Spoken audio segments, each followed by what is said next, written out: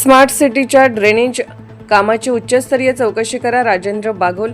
नाशिक शहरात smart city कंपनीमार्फत करण्यात आलेल्या ड्रेनेजच्या कामाच्या दर्जाबाबत गंभीर प्रश्न निर्माण झाले असून या संपूर्ण कामाची तांत्रिक व प्रशासकीय चौकशी करण्यात यावी अशी मागणी नाशिक वाचवा अभियानचे राजेंद्र बागुल यांनी केली आहे.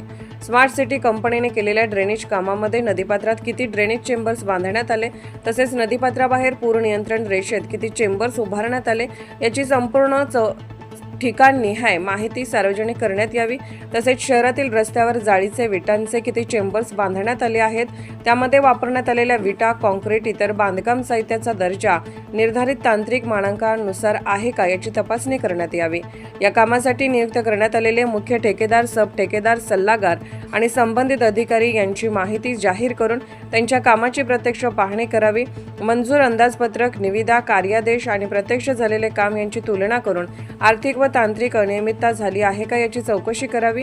विशेषतः गोदावरी नदीपात्र आणि पूर नियंत्रण रेषेत करण्यात आलेल्या बांधकामाची वैधता, आवश्यक परवानग्या आणि पर्यावरणीय व तांत्रिक नियमांचे पालन झाले आहे का याचीही चौकशी होणे आवश्यक आहे.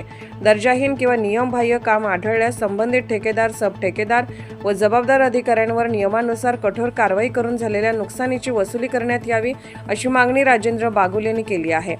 नाशिककरांच्या पैशातून होणाऱ्या प्रत्येक कामाचा दर्जा आणि त्याचा हिशोब जनतेसमोर आला पाहिजे.